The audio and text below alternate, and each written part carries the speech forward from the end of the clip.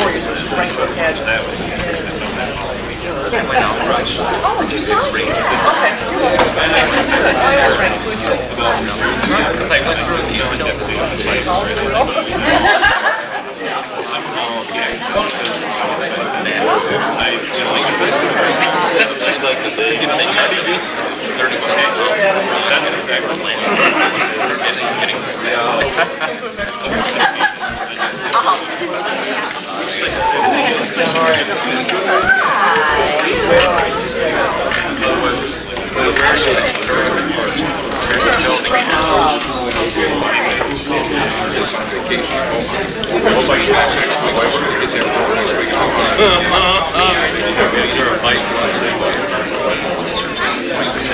I brought dessert.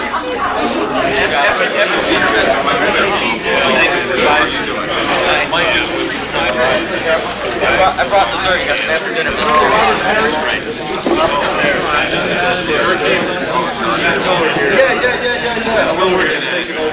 Oh, is that right? How you doing? You doing all right?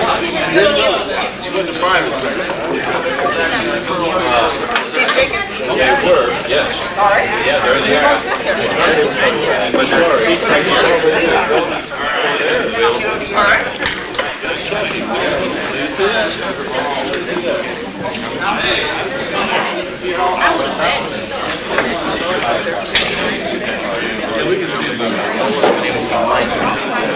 Where are you from? Oh, right here.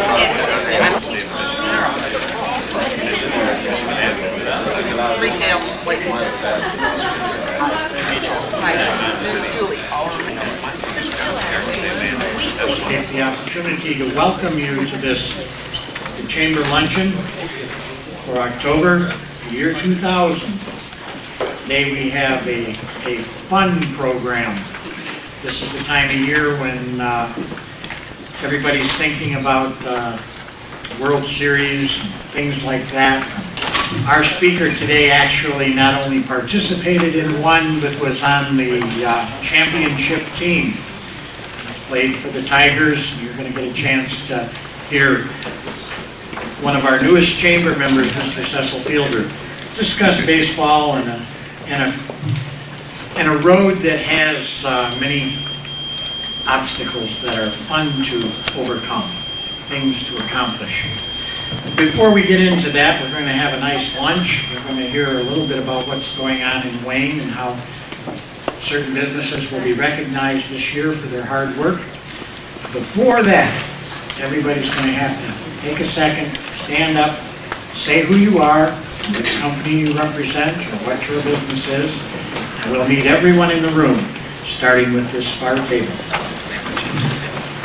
I'm Brian Walker from Jack Dimmer Ford. Man, Fun Kind of Food, Jack Dimmer Ford. Ready to sell you guys some parts, cars, vehicles. I also would like to sell you any parts. Alan Carrasco from Jack Dimmer Ford. Thank you. Lois Poyer from Community Living Services at the Metro Place Mall. And I'm Jan Myers, the Community Relations Coordinator at Community Living Services. And one thing I forgot to mention last time, we are now a property owner here. Community Living Services bought Metro Place Center, so now we're even more. Hi, I'm John Marcus with National City Bank with the Small Business Development Area in Wayne. Chief. Mike Sumaraki, City of Wayne. Keith Thomas, Lieutenant with the Wayne Police Department. Barbara Nichols, City of Wayne. Charlotte Sherman, Wayne West Center Community Schools. Greg Barrissey, Wayne Westland Community Schools. Madeline Nunn, Carlson Family Travel.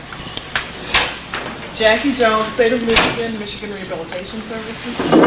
Steve Myers, Ford Motor Company, Wayne Assembly Plant. Sure. Jack Sherlin, Clay Enterprises. We do prototype engineering, cars. Bob Kaiser, same place. John Hale, Bits and Pieces. Julie Hale, Bits and Pieces. Matthew Miller, City of Wayne. Peter McInerney, City of Wayne. I'm Ernie Smutek. I'm from Dura Convertible Systems in Adrian, Michigan. We design and manufacture roof systems for Ford, Chrysler, other car manufacturers. David Story Technologies. Rob Bovitz, local CPA, and with the help of small business leaders and community leaders like you, I'll be your accountable county commissioner. 2 weeks. Robin Cook, Starfish Family Services and Lifespan Clinical Services.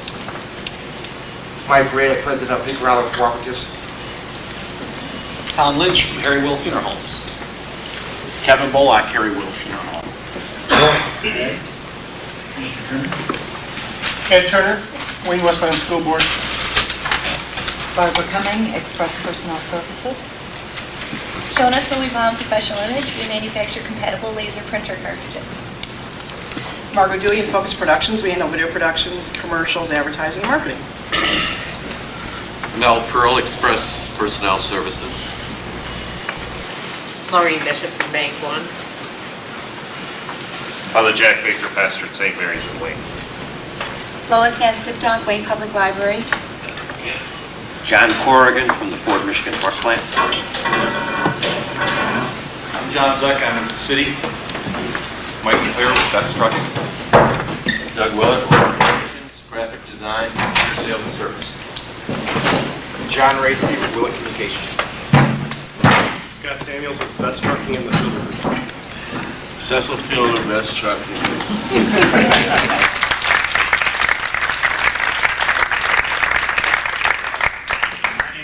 Garrett. My life is one pain after another. That's right. Hey, give me one of those. As the smallest business in town, I can say when I look out over this audience that in this room is access to almost any type of product or service that a person needs. Wayne is that complete. Anybody knows someone that has a family shoe store that they would like to operate in the city, that is the one thing we could like to find.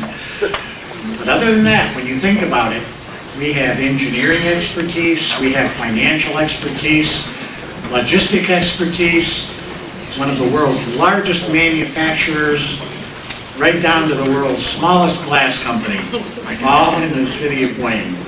And I think that's pretty unique. Is everybody hungry?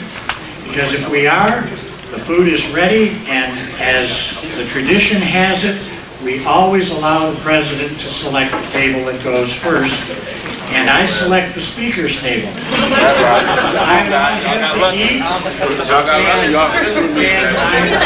and then we can enjoy the presentations for this afternoon. So talk among yourselves for a few minutes, and we will enjoy our lunch.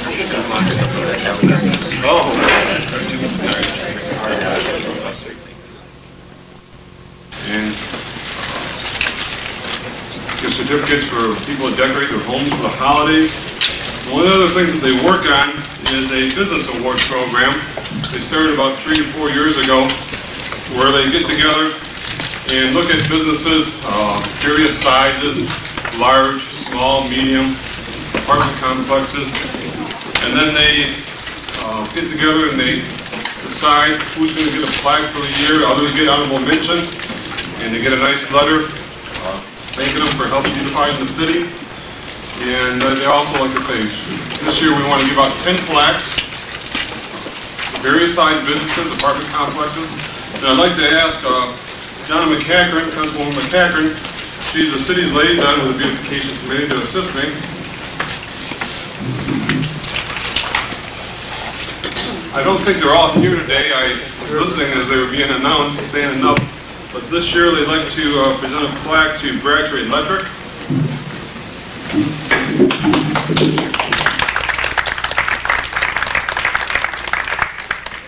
One of the newer businesses in town, Bits and Pieces.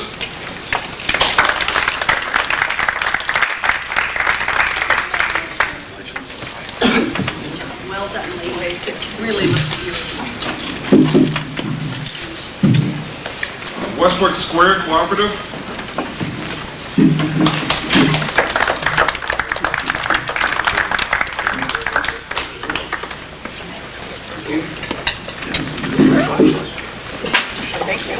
St. Mary's Catholic Church.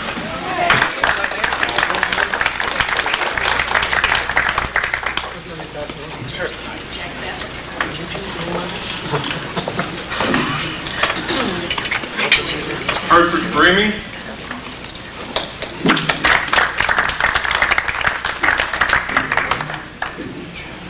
Hickory Hollow Cooperative.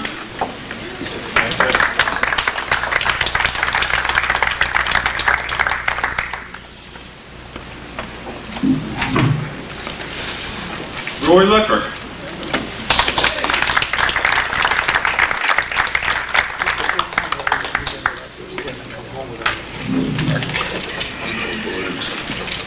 Wayne Heating and Cooling.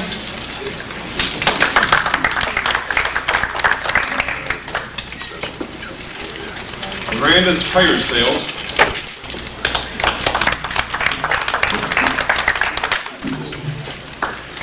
Last but not least, Wayne Stamping and Assembly Plant.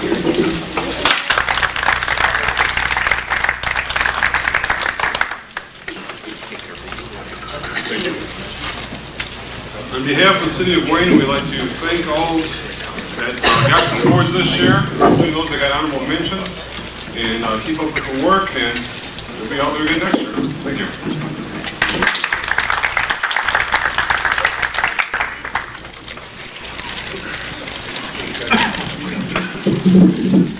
Congratulations to all of the winners.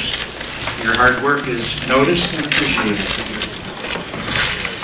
At this point in time, I would like to take a moment to talk about Mr. Cecil Fielder. This gentleman is a baseball man.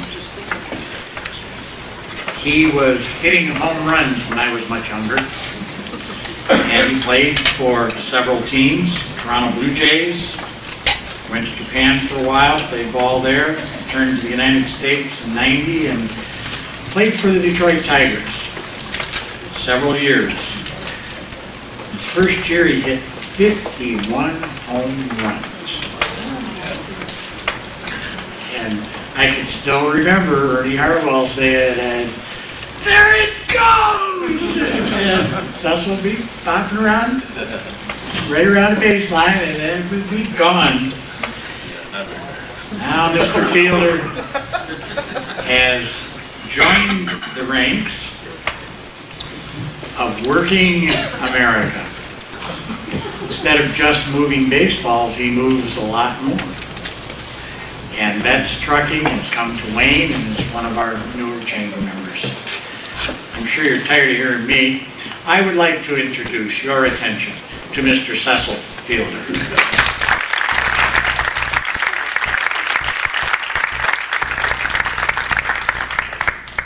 You guys had me, but I'm gonna give you my spiel and I'm gonna carry on my day. One thing I was talking to Mike about the fact that I was thinking about purchasing Betts Trucking. One reason why I did it is because I always felt that, hey, the city of Detroit was so good to me that I always felt that I wanted to have a piece of me always, in the location of Detroit. So that was one reason I did it. But the other reason I did it, I think, was the fact that I'm half crazy. And I wanted to get into the working force of the area. Business world is a lot different from hitting sliders.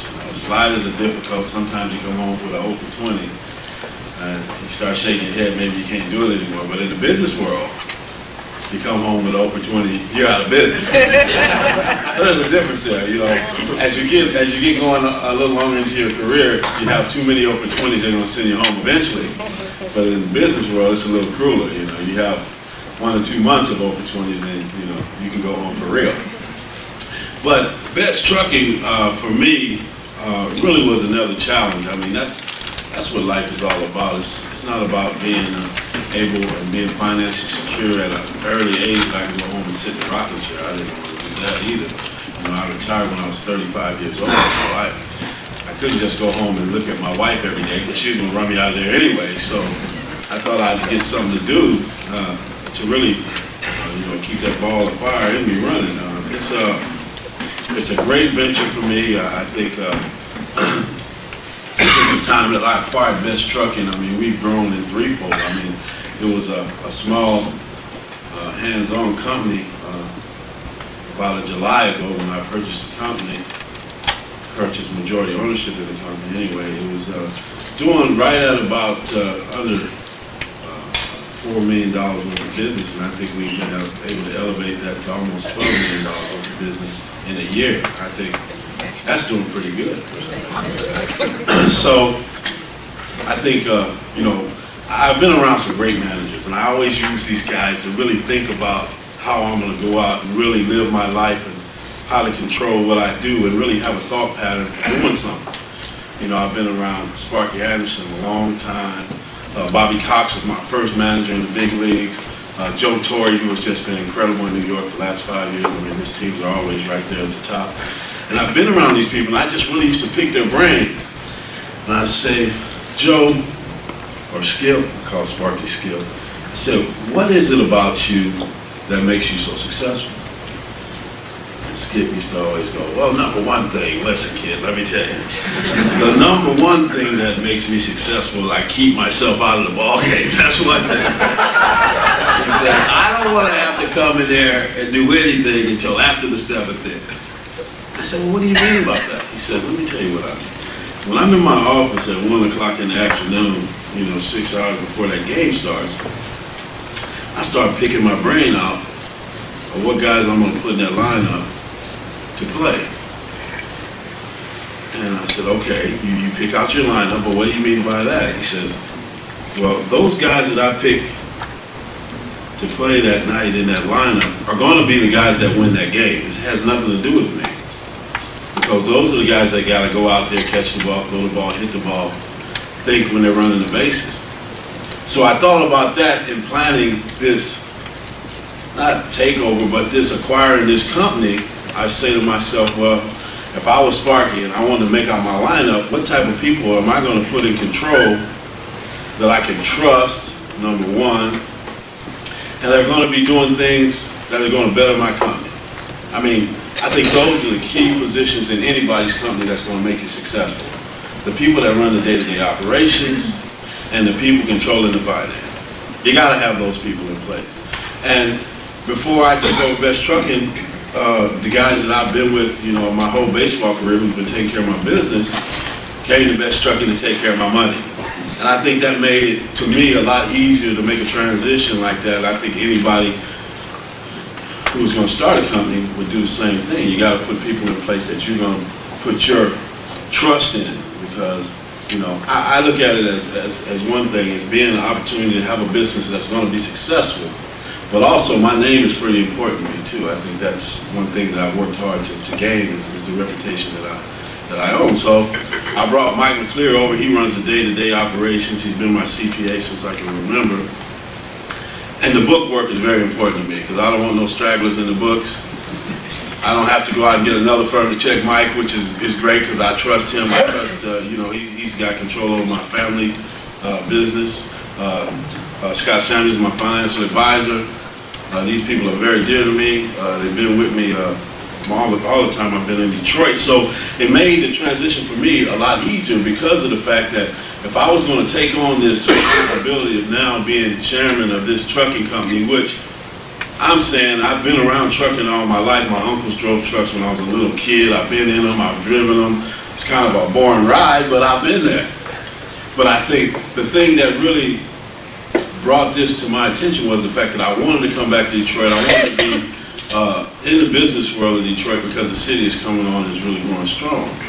Well, then, all of a sudden, these two young men who I've just talked so dearly about thought that it was time for me to buy a piece of property and to build my new trucking facility off, which then I really thought they were crazy.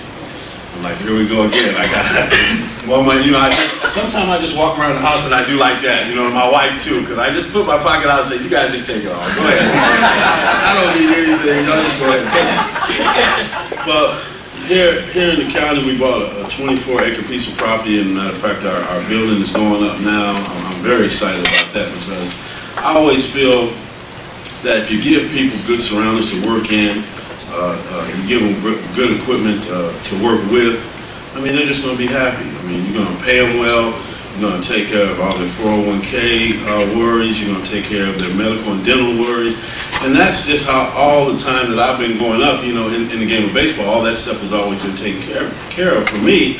So I felt, you know, with Mike and Scott, to find a way. I had this big meeting with my truckers, and we explained to them, you know, what we're going to do with their 401ks and their medical and dental, and how we're going to pay them. And you know, it was kind of easy because in this business, I think the only way you can pay a person is for his production. I think that's just the way it is. You work longer, you work harder, you get paid better than a man that doesn't want to work. And I think all you can do is, with my employees, I try to be as fair as possible. You know, I'm a bad guy to fire people. I don't ever like firing people. And I don't. I can leave that up to them guys. And that's just the truth. Because, you know, he's here. I mean, these guys are here every day. You know, they're here and they feel the vibe. You know, I might get a call from somebody, you know, and, you know, I can get anybody's sob story. And I'm really a sensitive person to people because I know all of us have families and we all have to support our families. And the only way to do that is go out and earn a living for those people that are near and dear to you. So I'll get the phone call, and then I'll go to Mike and I'll say, Mike, you know, Joe Bob over here, man, he's trying hard, man. And Mike says, he's not trying so hard. So then I gotta go, okay, Mike, I'll talk to you later. I call Mike back. Mike, I mean, can't give him another chance. So that's why I leave that position up to them guys, because I'm just a pushover. I can't see myself firing people because I just don't think that that's something that I like to do. But the business is booming. We're having a blast making this business grow. I think every month when I get the monthly financial statement, sometimes my heart drops, sometimes it pumps a little harder because things are going real well. But you know, this industry is kind of a trip now because they can make a shutdown happen in a minute. Now, you know that as well as I do, man, up there in the red jacket. We can shut down. And ain't nobody getting paid. But again, that's why, to me, it's just a challenge to make sure that you got all your angles, you know, your angles covered, all your I's dotted and T's crossed, because in the transportation business, this isn't an easy thing. It's a difficult task. When you're talking about, you know, you got to borrow this equipment to make these things happen, to fulfill these lanes that we're running. We got to have the ample commitment to equipment that we have to purchase. We have to have drivers. That's probably the hardest key in my business, is to get extra drivers who are going to be credible, who are going to go out there and do their job. I think we have been very fortunate with hiring these people because of the fact that one of our other partners, Jim Betts, has been in the business for so long. He knows a lot of people, so when he says he wants to hire somebody and he talks that over with Mike and Scott, they have an understanding that these guys are good drivers. And I think that's the key for me, is because you got to hire people that are willing to get in the trenches with you and battle. I mean, I look back at it again on my baseball career. You know, nothing was given to me in this game. They told me I was too big. I didn't have a prototype baseball body. When I was in Toronto, Pat Gillick said I'd never be an everyday first baseman because of the fact that I wasn't a baseball body. Well, I had to go to Japan. I had to come back. I had to prove I mean, it's just been like that roller coaster ride for me, where no matter how much success I have doing one thing, it's always, I got to show you again that I can do it, you know. And I think that's what makes me go. That's my fire. That's business. I mean, you know, I've been very fortunate that I could go home. I probably could have went home and just sat down and looked at my wife every day. And, you know, she'd kick me out of the house every once in a while, but I could have did it. But I just think, you know, at my age, I had to get something that I was going to really get down deep into and really feel the fire of trying to have a business that is scuffling to making that business very successful. I just think, you know, just the person in me is just going, I'm not going to fail. It's just not going to happen because, number one, I think I put the people in place to make that business successful, make sure that we're doing the proper things to make that business successful. And I think that's the key to running business. I think all the other stuff is all well said and good. You know, you got to go out and you got to talk to the people and try to get the business. But if you get the business and then your paperwork and you ain't working that business right, it all goes for naught. And I think, you know, it's just an incredible piece to be in the business world. Now, I've got myself in another business, which I don't know if some of you guys might have seen. We got a television network that's on in Detroit on Comcast called NBC, Major Broadcasting Cable Network. Myself, Evander Holyfield, Willie Gary, and one of the Jackson 5 brothers, Marlon Jackson, on the cable network also. So business is like booming for me right now. I think my wife's getting kind of chapped though because I'm not home a lot, but I mean, you can't have it both ways, either one way or another, you know. You gotta get me out of there, then you want me back. Okay, which one you want? But, I mean, I'm really enjoying myself. Retirement has been excellent. You know, my neighbors at home keep telling me, you don't play next year? I'm not playing anymore. Baseball is over.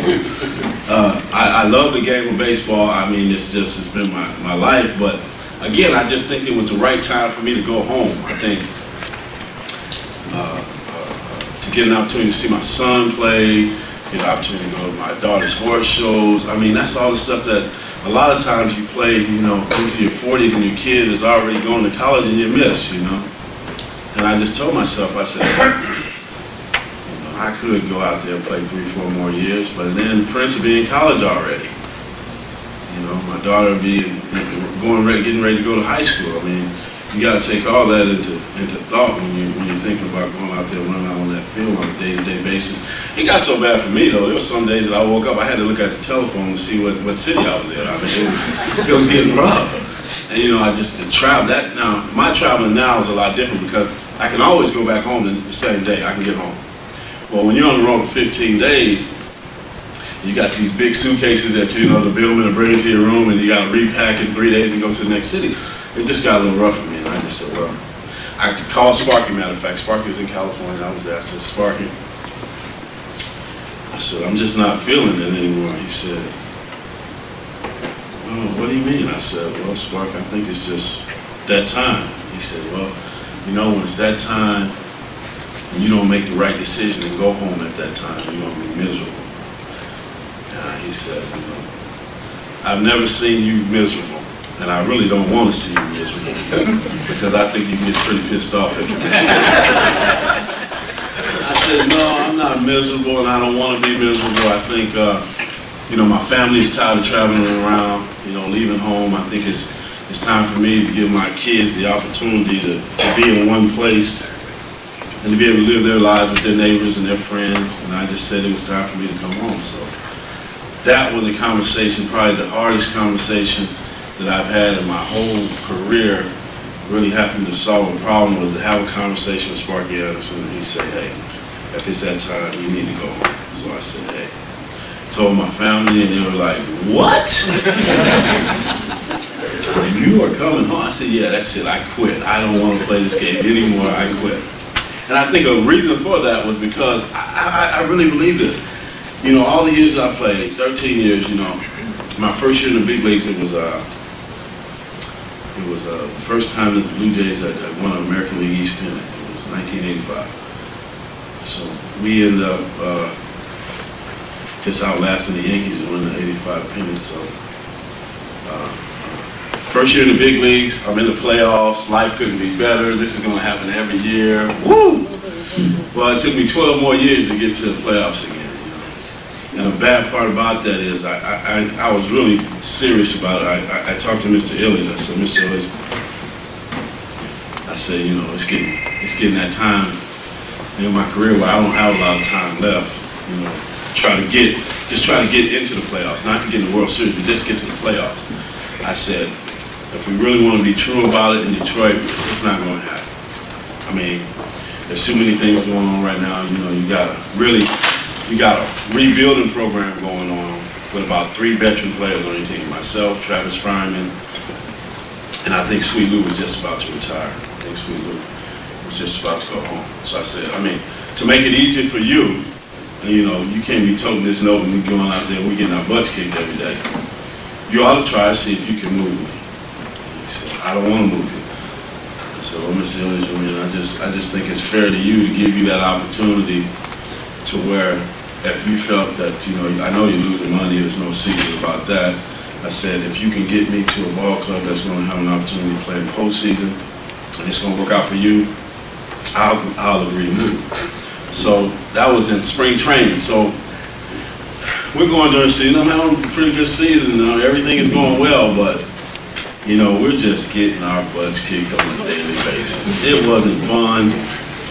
So comes down to July 31st, and it's the July 31st is the trade deadline. That is the last day a trade can be made that the team is going to be able to use that player. I mean, they can still trade people, but during the postseason, that player couldn't play in the postseason. So it was July 31st. I remember this well. I'm sitting in the car, and I'm not leaving. If that clock strikes midnight, I know I'm not trading, I'm not going anywhere. So game over about 10:30, I'm just sitting in my locker. The reporters are running, they're scrambling, they're trying to find the general manager, and they're coming over to me. Heard anything? Heard anything? No, I haven't heard anything yet. Leave me alone. So I mean, it's getting close, man. It's like 11:50. All of a sudden the phone rings. So the phone rings, it's my agent. I don't want to talk to you, man. I haven't got traded yet. Hold on. So my agent calls, no, I got to talk to you.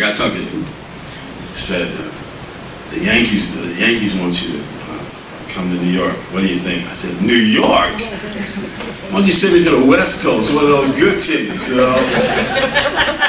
So, the Yankees are the only ones that are willing to take on the salary and are willing to take you, and Detroit going to get a couple players. And so, what are they getting? So they got some young Australian kid. Matter of fact, the Australian kid pitched in the Olympics. I just seen him the other day. And then Ruben Sierra. I said, you guys getting beat on this trade. You can't make that trade. I didn't want to go to New York at first, I'm telling you. So I said, okay. He said, Cecil, we don't have a lot of time. You got to tell me something. I said, okay, I'll go to New York. He said, well, you better start packing. So I get home, I'll call my wife. She's scrambling in the house over here. She's scrambling to get my stuff packed because I got to meet the team in Texas.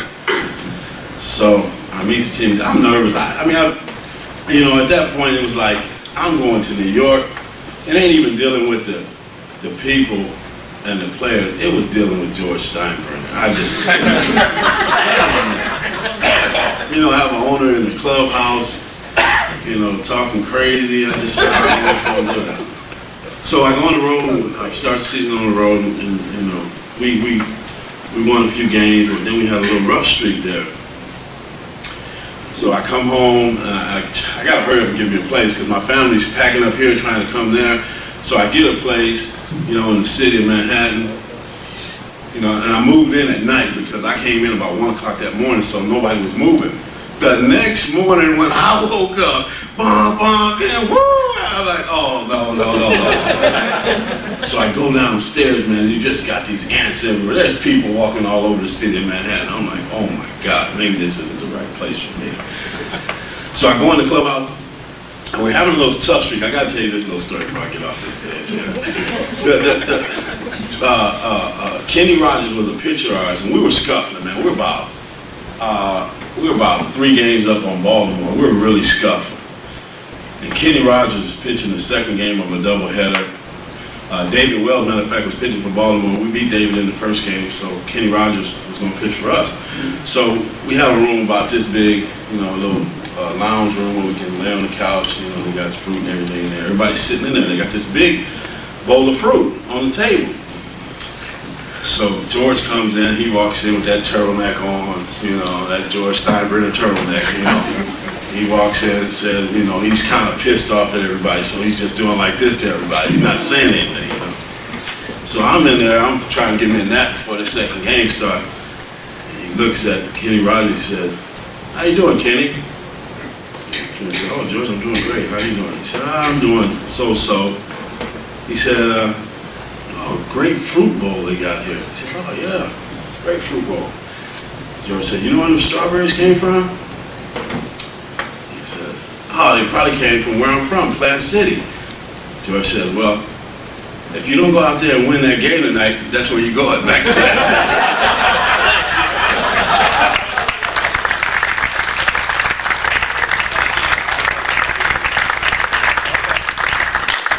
Oh, I got some questions. Okay, go ahead. All right, question. They want me to answer questions. Who got a question for me?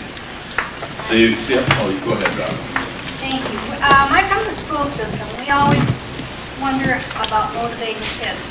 What do you attribute your drive and your ambition to that got you through baseball and now through business? Well, I always think that comes from my mom and dad. I really think, that's really the way I was raised, not to be a quitter, and always put in every effort that I could possible to make something work. But also, I think,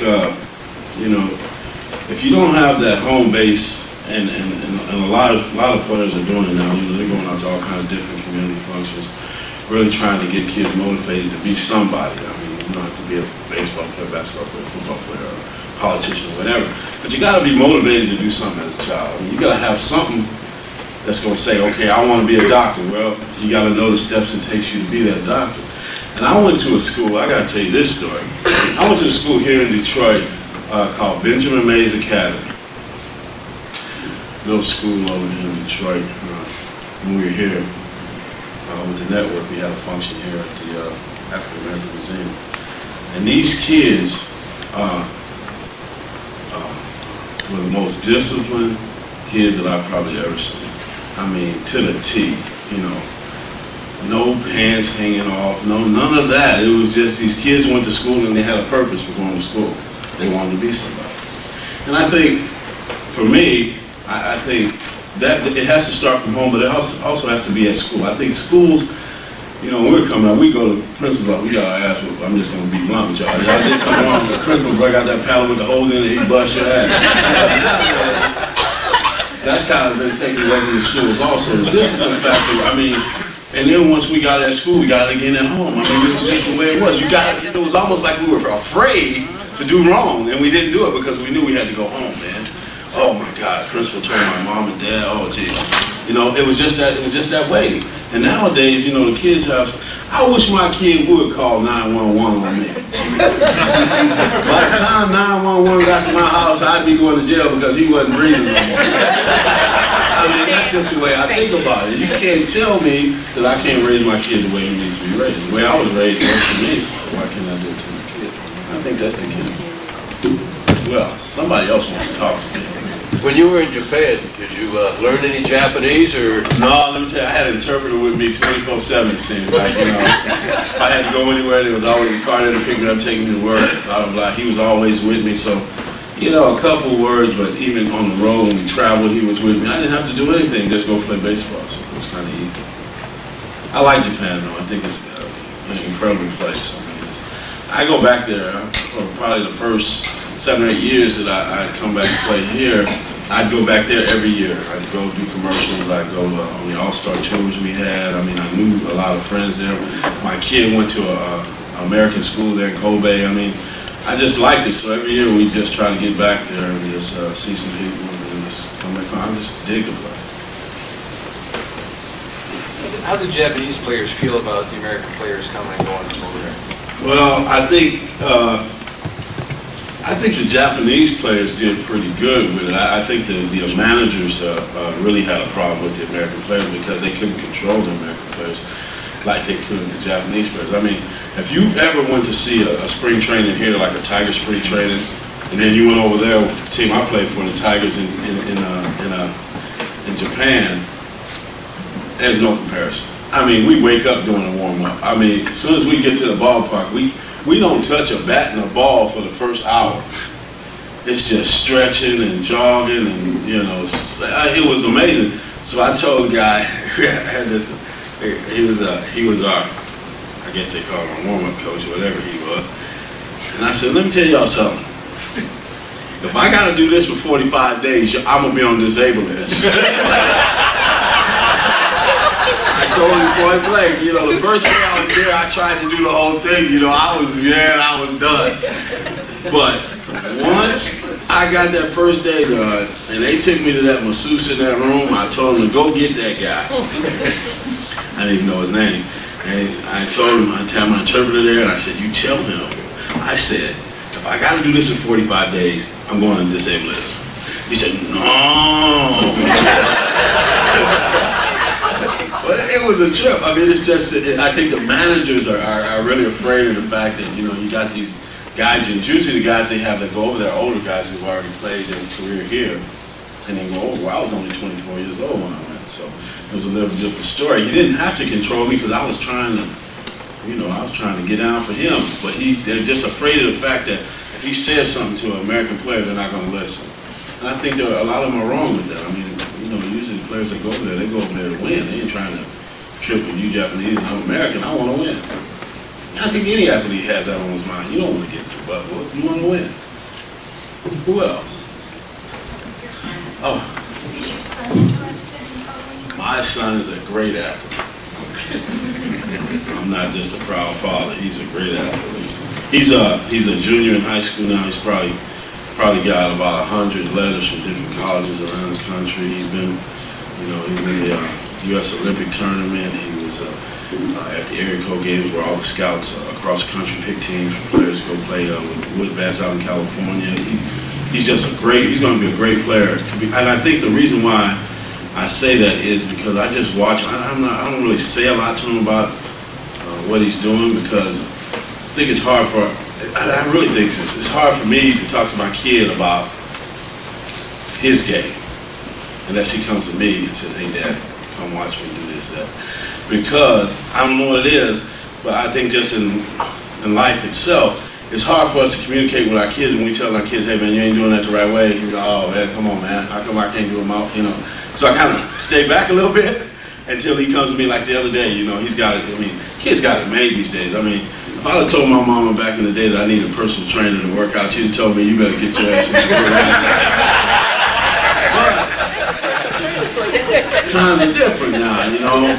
You know, I'm in the kitchen cooking broccoli and chicken until my head's coming off to try to help this kid eat right and get, you know, you cook a week worth of food, man, broccoli and chicken, and you start smelling like broccoli and chicken. And then, you know, he's got to eat so you get all these little Tupperware, so you got to put 3 ounces of chicken, 2 cups of broccoli. You got to do that for a week. And he has to eat 6 times a day now. So you got to give him a pack to take to school because he can't eat that stuff at school. So he's got to take his Tupperware to school. He's got to eat 8 egg whites in the morning. I got a job at home too now. So I got to take care of him. And it's really working out for him because, you know, this is the first time I can really say that my son has gotten serious about it. You know, all before he was just doing it on raw talent. He could always hit, this guy can hit a baseball further than I can. But he's serious now. He's in the weight room 6 days a week. He's doing all his aerobic exercise. You know, he's hard as a rock. He's about 6'3", weighs about 240, and he is hard as a rock. I mean, he is just serious about what he's doing. All the scouts and all the people, they started to come around. They started to talk in my ear. Leave me alone. Let the kid go play, and we'll see what happens after season. Because he's going to be good.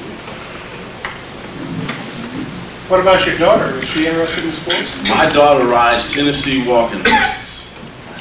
They got a big event they hold out in Shelbyville, Tennessee every year, into August, early September.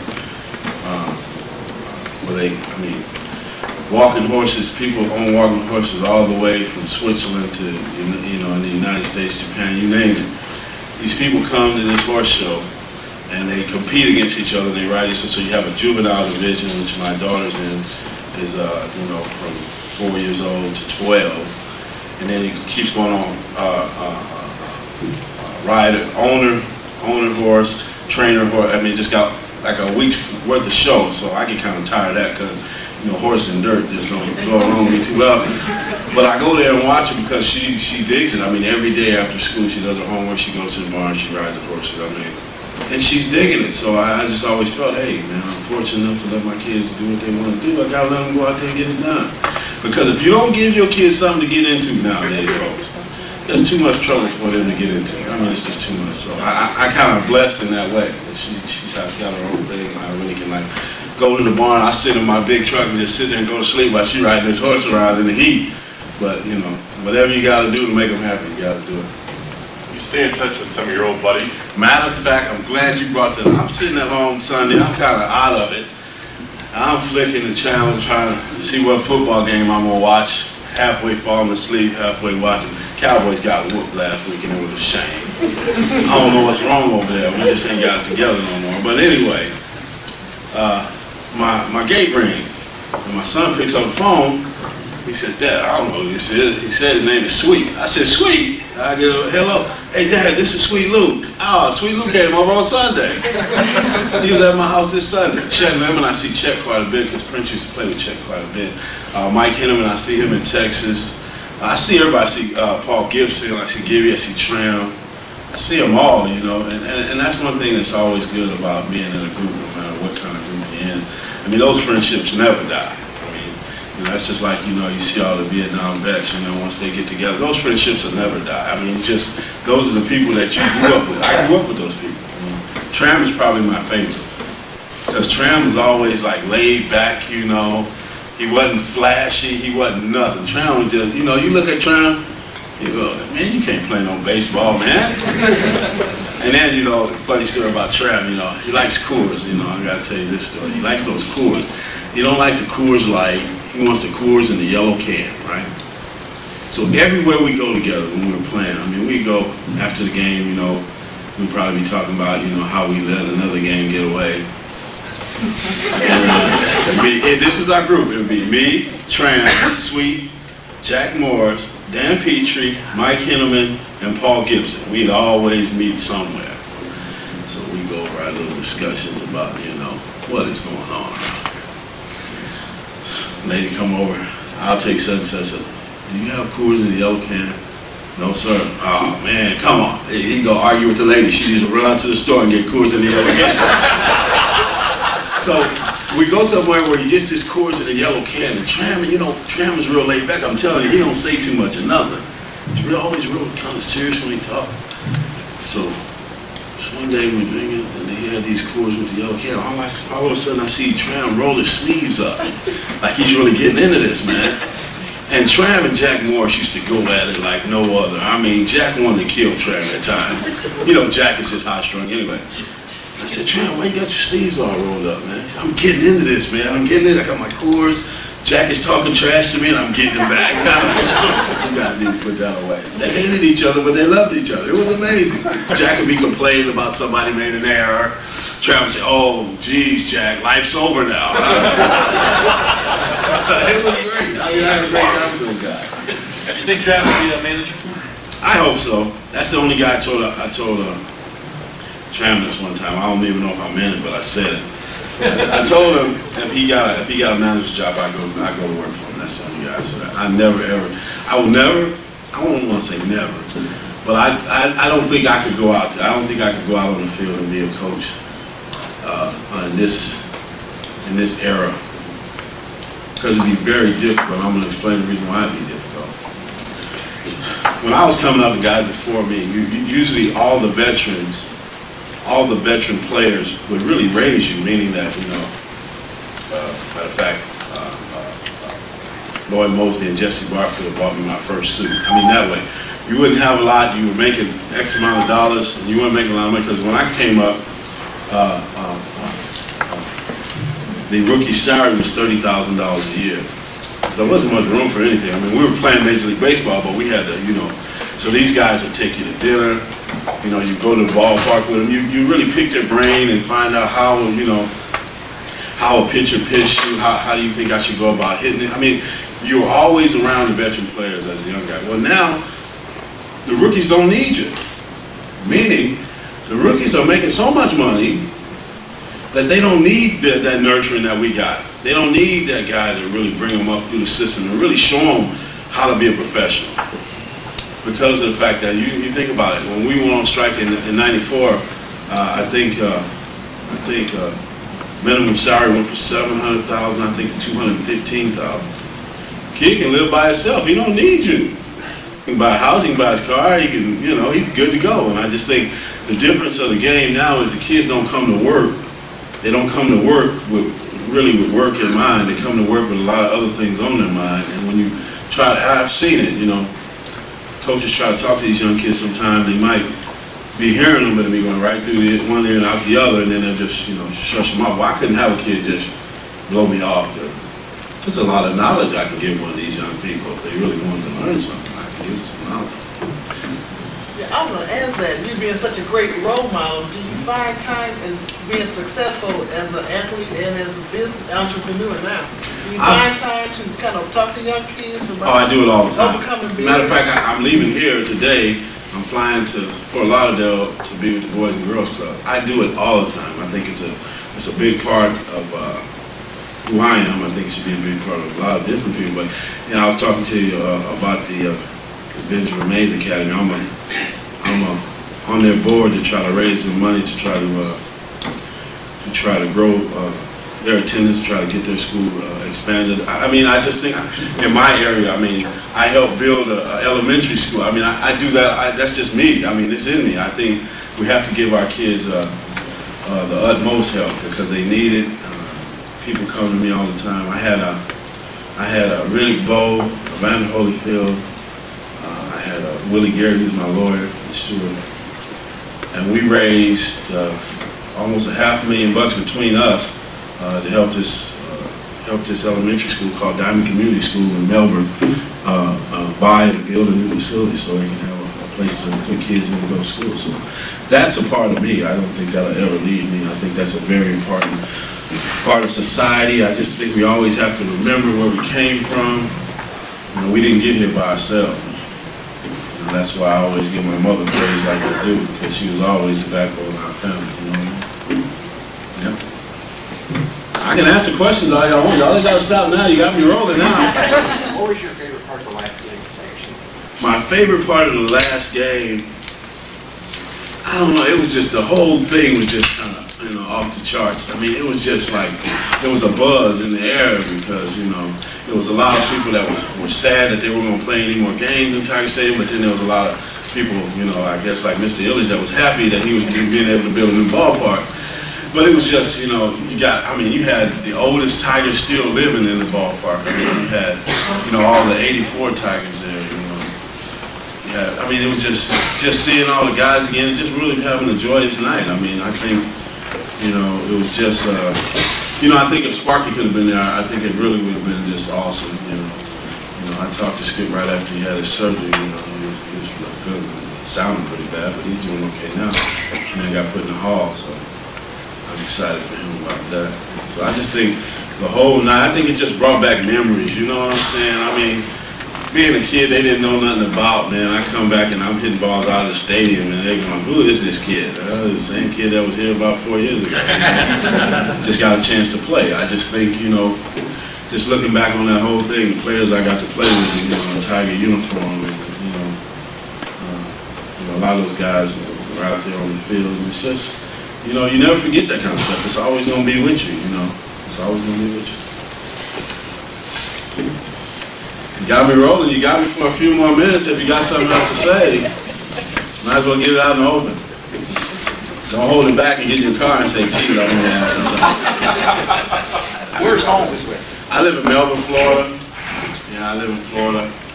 Nice place down there. It's quiet. It's growing. Yeah, I'd like to invite you out to our cooperative next time you're in town. To our Corral U4. Okay.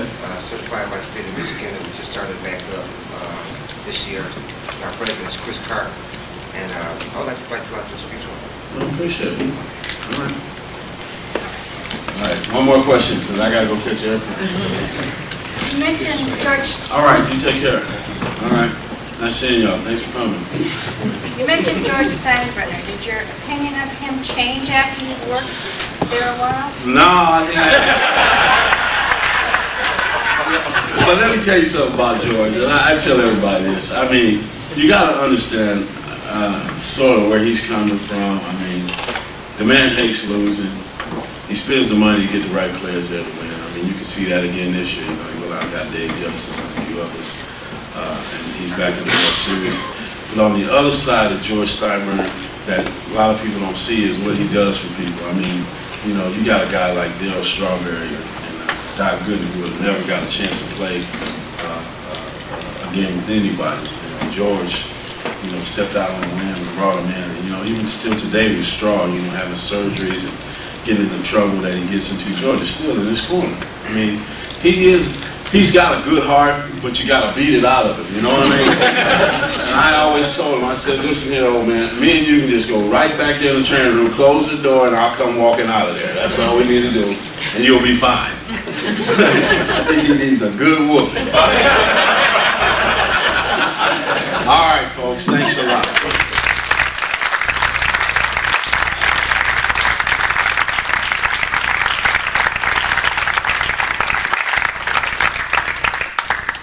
One more duty for our guest speaker. Oh, I got to do. We have some federal gift certificates.